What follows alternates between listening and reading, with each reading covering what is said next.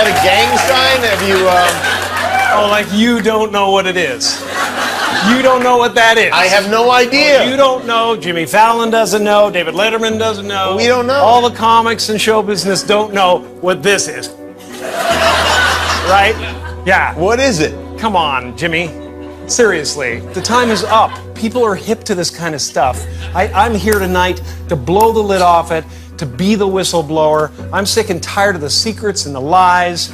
It is the secret symbol of the illluminati, and you're a part of it. For years now, talk show hosts, people on television, people in sitcoms have been hired by the government to throw you off the track, to distract you, to make you laugh and stuff like that, make you happy and docile so you don't know what's really going on.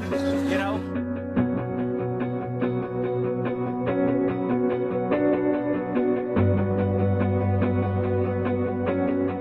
Teaching Satanism in schools sounds like the stuff of horror movies, but a US court ruling on religious freedoms has enabled devil worshippers in Florida to hand out educational material about their beliefs to kids at state schools. And followers of the Antichrist seized on the decision to treat all faiths equally.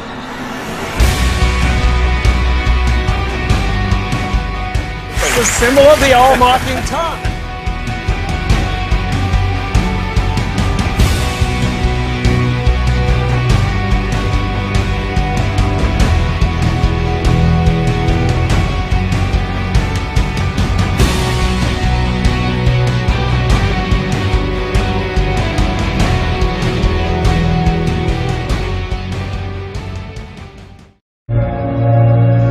Actually, it's an RFID chip, radio frequency identification. Like they put in dogs. It's the same basic technology. News Garden City police are investigating the bizarre death of a woman. Her body discovered and a small dog was found right there with her. Now police are hoping that dog's microchip could hold clues and help identify her. In the future, chips will be equipped with GPS, but for now, they simply carry a 16-digit number unique to each client. How much private information can you put in these chips? The applications are unlimited. In the future, we'll be able to track children, the elderly, criminals, immigrants. Welcome to the New World Order.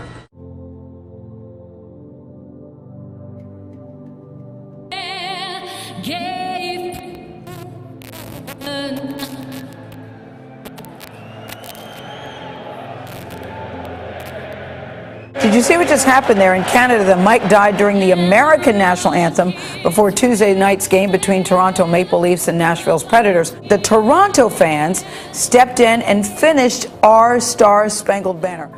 In the past, the president has stood strong about the limits of his role as commander-in-chief. Remember this?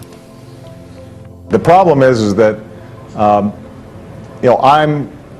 the President of the United States. I'm not the Emperor of the United States. My job is to execute laws that are passed. But tonight's executive action contradicts this statement. Fox News senior judicial analyst Judge Andrew Napolitano writing today in the Washington Times, quote, "The framers required that every president swear to do his job faithfully, to serve as a reminder to him that his job requires fidelity to the enforcement of laws, which he may disagree. Without presidential fidelity to the rule of law, we have a king, not a president." In the years that I've been watching presidents and criticizing them because I disagree with them, I have not seen anything as profound as this. The president is a former professor of constitutional law at one of the finest law schools in the world, the University of Chicago Law School. He knows the Constitution very well. He knows that he cannot rewrite the law of the land, and he cannot nullify the law of the land, and that if the effect of his executive action is the functional equivalent of rewriting it or nullifying it, it's wrong, it's unlawful, it's profoundly unconstitutional, and it's disturbing, it's destabilizing. Time to show you some of this morning's headlines. The Wall Street Journal says the director of the NSA expects a dramatic cyber attack on the United States in the next decade. Michael Rogers testified yesterday before the House Intelligence Committee. He said China and one or two other countries are capable of an attack that would shut down our power grid.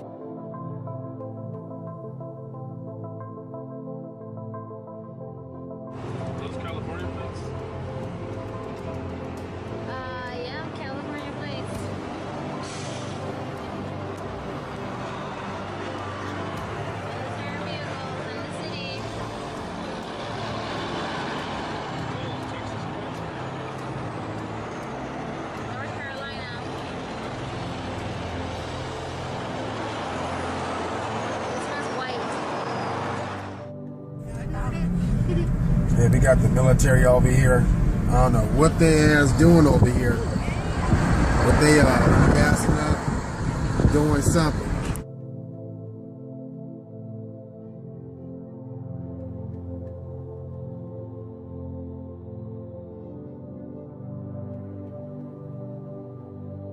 Heavy armor in Ohio's heartland. NBC4 investigates military-grade weapons inside local police departments. The arsenals include handguns, assault rifles, bayonets, and this, an MRAP.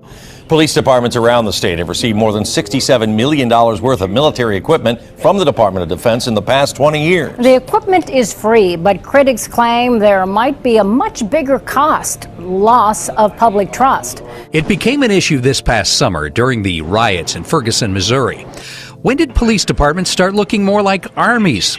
And why? News breaking overnight, a shooting on the campus of Florida State. 3 students wounded. The shooter was killed in a showdown with police. There has been a shooting in the library. Overnight, a terrifying scene on the campus of Florida State University. Students huddled in the library on lockdown after gunshots are fired. Oh my God. 3 people injured in the gunfire, 1 in critical condition after police say the shooter, acting alone, opened fire overnight. Police are still trying to determine a motive for this shooting here on campus that happened just after midnight Thursday morning. What they do know is that in the months leading up to the shooting, the man who opened fire appeared troubled and thought the government was out to get him.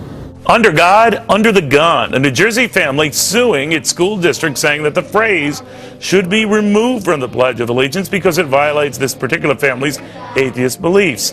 Well, this high school senior won't let it happen. Samantha Jones is leading a different fight to keep the pledge just the way it is, God and all. This is so important to me because I've recited the pledge since I've been like a little kid. Right. The phrase "one nation under God" sums up the history and values that I've always learned about in my history classes, because it acknowledges that our rights don't come from the government, but from a higher power. Well, Sharon Micah, these parents tell me that they have no trouble with their son learning the history about any religion. It's when the school starts teaching him the faith. Some Manhattan Beach Middle School parents feel the school has crossed the line. They say they recently discovered their son's homework assignments on Islam were more about actually learning the faith than the history. One question asked him to write down teachings from the Quran. What I saw written in these bubbles was the one true God, Allah, in one of the bubbles. And one of the other bubbles was all people must submit to Allah in another bubble. Now I turn the page over and I see the 5 pillars of Islam. One of the 5 pillars he had to learn? Shahada is the testimony of a faithful Muslim that Allah is the one true God. It shouldn't be presented to them. They shouldn't be asked to know this. Punished for preaching, an Everett teen says his school is violating his rights. Good evening, I'm Marnie Hughes. And I'm David Rose. He claims fellow students and teachers are taking away his freedom of speech. Jamie Tompkins spoke with that teen tonight. And Jamie, is he thinking about taking legal action here? Yes, he is taking legal action. He says he feels students should never feel forced to leave their constitutional rights at the schoolhouse door. Michael Leal says he preaches the message from the gospel every day at school. The senior at Cascade High School in Everett says he was suspended 3 times in the month of October for preaching and handing out Bible verses during school hours on school grounds. Michael's attorney, Conrad Reynoldson, says this is a violation of his constitutional rights. Curiosity about dozens of Homeland Security vehicles in the parking garage of the Drury Plaza hotels has left a Facebooking member of the hotel staff on the unemployment line. It was certainly a sight that jumped out at Mark Paffrath. It was very odd that there was a bunch of Homeland Security cars there, you know, and I was shocked and took a picture of them in a short video and posted them to Facebook with the status update. He felt it was a harmless post until first he was ordered by his boss to pull down the pictures. Then, a day later, he says he was confronted and fired by the Drury Hotel chain's security chief. He called me a terrorist and said I dishonorably served my country for posting those pictures and the short video. Paffrath, who served 3 years in the Navy, did not take kindly to that or the next statement. You know, he gave me a threat if I would repost the pictures that I would be locked up and have DHS knock on my door and all that other stuff. International. Now, for the second time in 3 days, US police have fatally shot an innocent black civilian. This time, a 12-year-old boy who was shot in the stomach by a policeman at a playground in Ohio. The youngster later died in hospital. Officers thought he was carrying a lethal firearm, which turned out to be an air gun. This particular type of weapon is powered by compressed gas and fires small ball-like aluminium or plastic pellets. The boy allegedly refused to put his hands in the air and instead reached into his waistband, which is when one officer pulled the trigger twice.